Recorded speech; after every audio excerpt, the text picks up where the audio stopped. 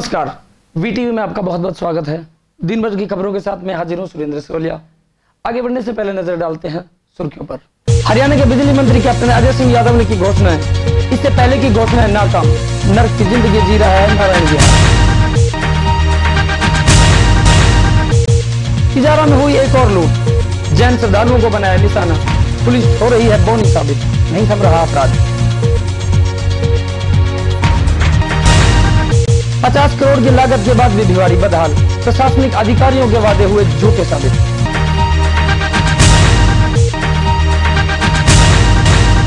अब खबरें विस्तार से। हरियाणा के बिजली मंत्री कैप्टन अजय सिंह यादव ने अपने विधानसभा क्षेत्र का तूफानी दौरा करते हुए अनेकों जगह शिरकत की, जिसका मुख्य उद्देश्य था 1 सितंबर को मुख्यमंत्री की रैली का न्योता देना।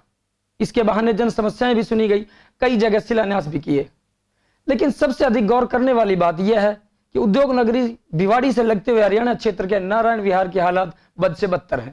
यहां पर सरपंच कृष्ण यादव के अनुसार इन गलियों में 10 लाख रुपए खर्च किए जा चुके हैं। अब आप ये देखकर अंदाजा लगा सकते हैं कि यहाँ विकास कार्य किस गति पर होगा। आप जो ये हरियाणा सरकार कीचड़ में देख रहे हैं, वास्तव में तो यहाँ की असल तस्वीर ही ये है। जरा मंत्री जी की सुनिए क्या कहते हैं। आज एक तो गली का यहाँ पर जो है शिलान्यास किया है। यहाँ पर जो है करीब 8 लाख की लागत से और 4 लाख रुपए की मैंने घोषणा और करी है। करीब 12 लाख रुपए गलियों में लगेंगे और 7 लाख रुपए नारायण विहार के और 3 लाख 10 लाख जो नारायण विहार में लगेंगे। उससे जो है गलियाँ जो है गांव की हम कोशिश कर रहे हैं, कई गलियों की बात है। और दूसरा हम मांग कर रहे हैं कि यहाँ 50 बेड का एक जो है हॉस्पिटल बने धारोड़ा के अंदर, वो मैंने मांग रख रहा हूँ मैं मुख्यमंत्री के आगे। महेश्वरी गांव ने कोई 12 एकड़ ज़मीन उसके लिए दी है, तो उम्मीद कर रहे हैं कि वहाँ पर जो है खुलने के बारे में कोई कार्रवाई हो सकेगी। बाकी 1 सितंबर के लिए जो रैली है उसके लिए मैंने मतदान दे रहा हूँ सभी ग्रामवासियों को, उस पर लोग बढ़ चढ़ के भाग लें। सर, क्षेत्र में क्या क्या मांग रखी जाएगी क्षेत्र की रैली में सीएम जी के सामने, सीएम साहब के सामने? वो तो बहुत सारी मांगे हैं, अब एकदम तो मैं नहीं बता सकता, लेकिन बहुत सारी मांगे हैं। जैसे हमारा पॉलिटेक्निक कॉलेज है, उसको हम चाहते हैं इंजीनियरिंग कॉलेज में तब्दील कर दिया जाए। एक हमारा जो है पीपीपी मोड पे मेडिकल कॉलेज की मांग है। उससे जो हमारी रीजनल सेंटर है उसको यूनिवर्सिटी का दर्जा हम दिलवाएं, उसके लिए हम लगे हुए हैं। जी सर, अगर ये कॉलोनी अनऑथराइज है तो चुनावों के समय क्यों ख्याल किया जाता है, और जब चुनावों के समय ख्याल रखा जाता है तो ऐसा कुछ क्यों नहीं किया जाता जिससे इन बस्तियों के हालात सुधर सके? जैसे है, इससे पहले जो भी ये पैसे 3 रास्ते के पैसे आए थे हम लगा दिए। एक रास्ते के पैसे 7 लाख रुपए बच रहे हैं जी। और वो अभी 1 लाख रुपए दूसरे रास्ते बच रहे हैं इस रास्ते के। तो उसमें अभी से पैमाइश का आपस में लफड़ा था, उसने पंचायत के ऊपर केस कर रखा, खेत वाले ने।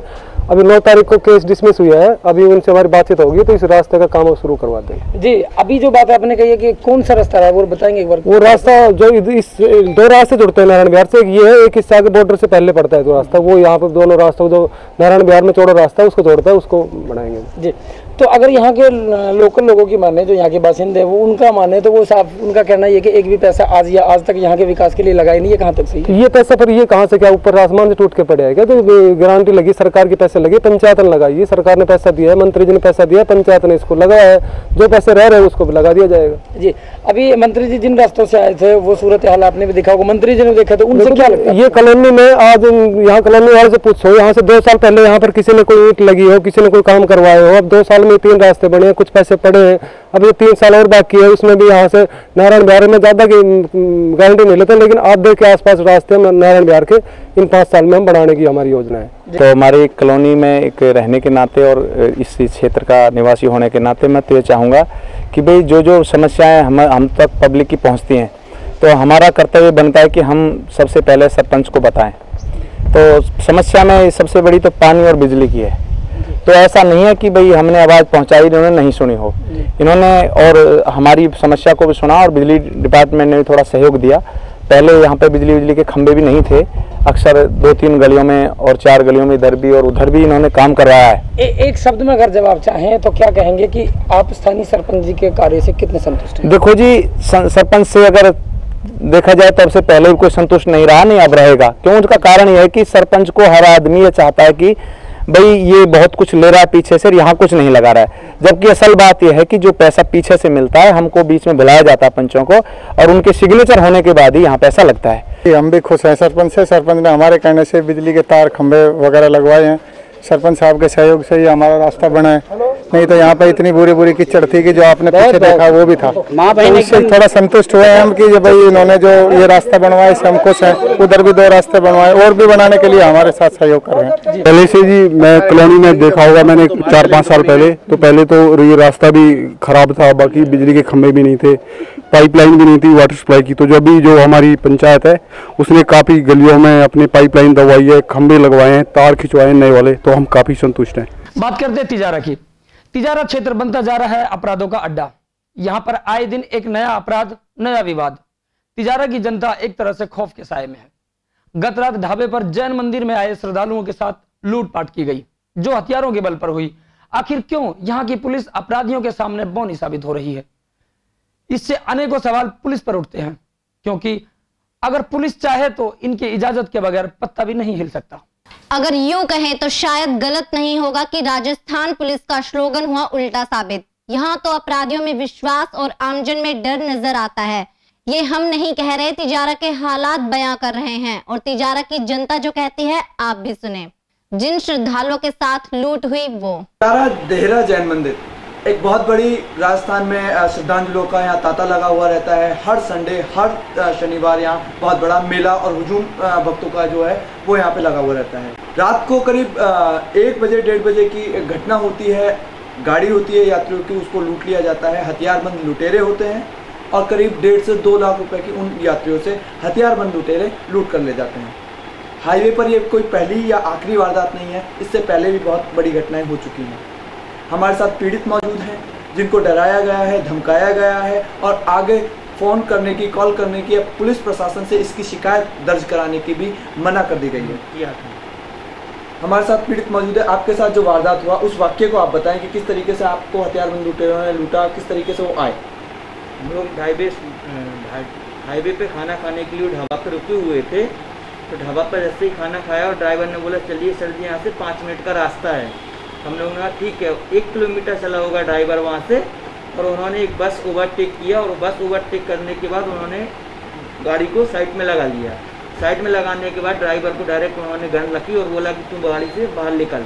ड्राइवर बाहर गाड़ी से निकला और उन्होंने ड्राइवर को दमोच लिया और इसके बाद एक बंदा उसमें से आया और अपनी गाड़ी की स्टीयरिंग ली और उसने वहाँ से गाड़ी टर्न किया और एक सुनसान रोड पे ले गए। ले जाने के बाद वो रास्ते में बोल रहा कि अगर आप मुंह से कुछ भी आवाज़ निकालेंगे तो मैं आपको गोली मार दूंगा। तो हम लोग शांति से बैठे। हमने कहा सर आपको जो भी पैसा चाहिए आप वो ले लीजिए, लेकिन बच्चों को कुछ मत कीजिएगा। उन्होंने कहा ठीक है मेरे को पैसे से मतलब है। इतने में 10 लड़के और आ गए जो उसमें जो 4 साथ में ओवरटेक किए हुए थे। 10 लड़के और आए। उन्होंने बोला आप गाड़ी से बाहर मत निकलिए, आपके पास जो भी जोड़ लिए, जो भी पैसे वो हम लोग को दे दीजिए। तो उसके ने जैसे ही देखा कि ये चैन रखा हुआ था तो उसकी चैन निकाल ली और बोला हाथ में अंगूठी है इसको भी दे दो। उसने हाथ में से अंगूठी भी निकाल ली। मेरे जेब में से जो पर्स में से जो पैसे तो वो ले लिए और जो वहाँ पे एनी टाइम जो दिख रहा था उन लोगों को कि ये भाई पैसा है ये है, उन्होंने सारी चीज़ छीन ली और ना कैमरा लिया, लैपटॉप वगैरह कुछ भी नहीं छिया। बोलते हम ओनली जेल ली और पैसे से मतलब और बाकी आपका कुछ भी नहीं लेंगे। आपकी गोल्ड की जो अंगूठियाँ थी, चेन थी और सिर्फ जो कैश था वो सिर्फ आपसे लूटा है। जी खबरें अभी और भी है, आप बने रहिए VTV के साथ। दुनिया चले बिछाड़ी तो मैं चलूं अगाड़ी। हरियाली तीज और रक्षाबंधन के शुभ अवसर पर कीजिए मस्ती की बरसात हरियाणा मानसून उत्सव मेला 2012 के साथ। उत्सव, व्यापार और मनोरंजन का महाकुंभ। दैनिक जरूरत का साजो सामान लेना हो या बच्चों के खेल खिलौने और महिलाओं का सौंदर्य श्रृंगार। स्वादिष्ट चटपटे लजीज व्यंजनों की बहार। एक से बढ़कर एक झूले शानदार। बॉलीवुड के कलाकारों के रोज नए नए कार्यक्रम, बच्चों के लिए रोज नई नई प्रतियोगिताएं, जीतने वालों को शानदार इनाम। सागो ड्रीमलैंड की प्रस्तुति। प्रायोजक सह प्रायोजक व स्टॉल बुकिंग के लिए संपर्क करें 9896539214 और 9996845922। समय रोजाना शाम 6 बजे से। स्थान हरियाणा मानसून उत्सव मेला 2012, sector 5, Subhash Chowk, Dharuhera, Haryana. Head injury और हार्ट अटैक पहले घंटे में इलाज महत्वपूर्ण होता है, जिससे आपकी जान बचने की संभावना बढ़ जाती है। ये सारी सुविधाएं HUA अस्पताल में मौजूद हैं। डायलिसिस की सुविधा 24 घंटे उपलब्ध है। Neuro surgeon, gastroenterology, critical care विशेषज्ञ की सुविधा 24 घंटे उपलब्ध है। वातानुकूलित और अत्याधुनिक मॉनिटर से सुसज्जित 32 बेडों की आईसीयू रेवाड़ी में और 8 बेडों की आईसीयू धारूहेड़ा में उपलब्ध है। कार्डियक एम्बुलेंस की सुविधा 24 घंटे धारूहेड़ा और रेवाड़ी में उपलब्ध है। सुविधाएं operation theatre, digital x-ray, ultrasound, CT scan, physiotherapy, cath lab. Everything is arranged, everything is present under one roof। और ये एक प्रयास है इस क्षेत्र की जनता को पूरा हेल्थ सॉल्यूशन देने का एक छत के नीचे। रेवाड़ी क्षेत्र का सबसे बड़ा एचओए अस्पताल सर्कुलर रोड रेवाड़ी और सोहना रोड धारूहेड़ा में।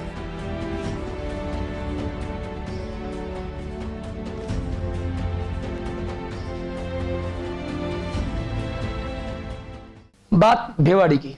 आंकड़े हैरान करने वाले। भिवाड़ी में 50 करोड़ खर्च दिए गए लेकिन नजर नहीं आए। क्या कहेंगे आप?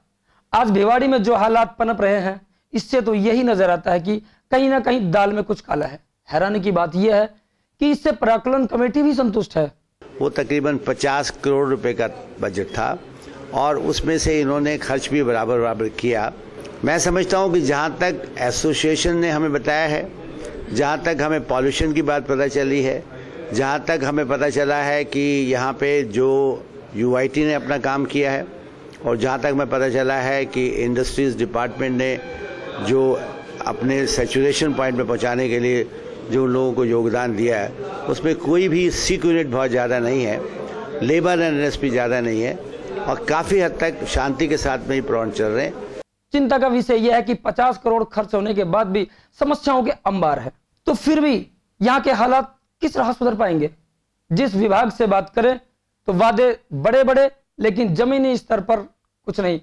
खर्चा 50 करोड़।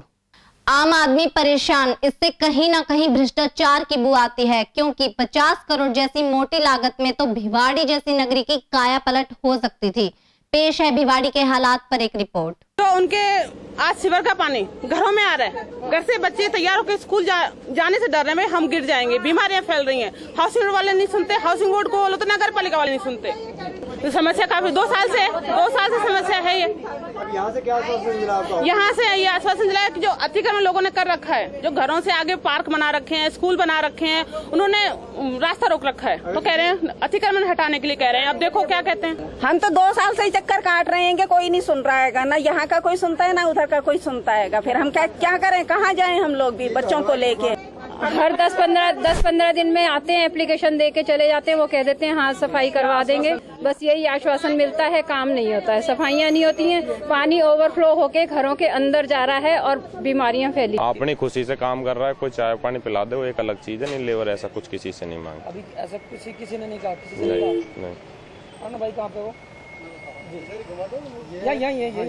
जी 1 मिनट मैं आपसे पूछूंगा। अभी ठेकेदार साहब ने ये कहा है कि भाई ऐसा कुछ नहीं है, आप बताओ आपने कहा था कि क्या हुआ? ये यहाँ आए थे इनके लड़के सफाई करने के लिए। मैंने उनसे बोला भाई ये सरकारी हैंडपंप है, इसकी सरकारी हैंडपंप है, इसकी सफाई भी कर दो। कि भाई ठंडा वंडा पिलाएगा? मैंने कहा ठंडा क्या आएगा, तो सरकारी नलका, हम ठंडा क्या आएगा बात के बिना में तनख्वाह नहीं ले रहा है। जब वो छोड़ के चले गए उसको। जी सर। कब आए थे? 3-4 दिन पहले आए थे। वो लड़के इस नाले को रीको के लड़के हैं, लाला की लेबर है, रीको वाले निकाल के गए। उस लड़कों से हमारा कोई संबंध नहीं है।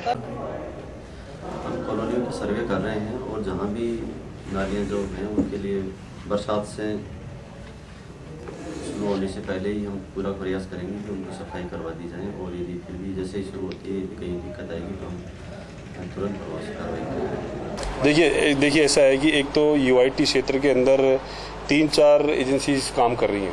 रीको काम कर रहा है, हाउसिंग बोर्ड काम कर रहा है, कुछ नाले रीको के बन रहे हैं, कुछ नाले हाउसिंग बोर्ड के बन रहे हैं, यूआईटी के द्वारा भी बनाए जा रहे हैं, नगर पालिका द्वारा भी कुछ कार्य किया जा रहा है। लेकिन हम पूरी कोशिश करते हैं कि सिर्फ यूआईटी का जो काम के द्वारा जो काम कराया वो ही नहीं, इसके अलावा जो कार्य अन्य एजेंसी द्वारा कराया जा रहा है उसमें भी हम कोऑर्डिनेट करते हैं, और उनके इलाके के अंदर भी अगर कोई ऐसी रिक्वायरमेंट होती है कि जहाँ पर पानी भर गया है, कुछ ब्लॉकेज हो गया है या पर वाटर लॉगिंग हो रही है, उसको भी हम सही कराते हैं, दुरुस्त कराते हैं। हमने इस तरह का सिस्टम डेवलप कर दिया है जो सोमवार से वो अपना काम करने लगेगा, संभवतः संडे से ही शुरू करने लग जाए। उसके बाद रीको की उद्योगों का पानी कोई हम बाहर नहीं जाएगा। धारूहेड़ा में आयोजित हरियाणा उत्सव मेले में गर्ल्स डांस ऑडिशन लिया गया, जिसमें प्रतिभागियों ने अपनी प्रतिभा का जौहर दिखाया। अंतिम चरण 15 अगस्त को संपन्न होगा। हम आपको बता दें कि यह मेला अभी 19 अगस्त तक रोजाना 5 बजे से 10 बजे तक आरंभ रहेगा। चलते चलते एक बार फिर नजर डालते हैं आज की सुर्खियों पर। हरियाणा के बिजली मंत्री कैप्टन अजय सिंह यादव ने की घोषणा है। इससे पहले की घोषणा है नाकाम। नर्क की जिंदगी जी रहा है नारायण बिहार। तिजारा में हुई एक और लूट, जैन श्रद्धालुओं को बनाया निशाना। पुलिस हो रही है बौनी साबित, नहीं थम रहा अपराध। 50 करोड़ की लागत के बाद भी भिवाड़ी बदहाल, प्रशासनिक अधिकारियों के वादे हुए झूठे साबित।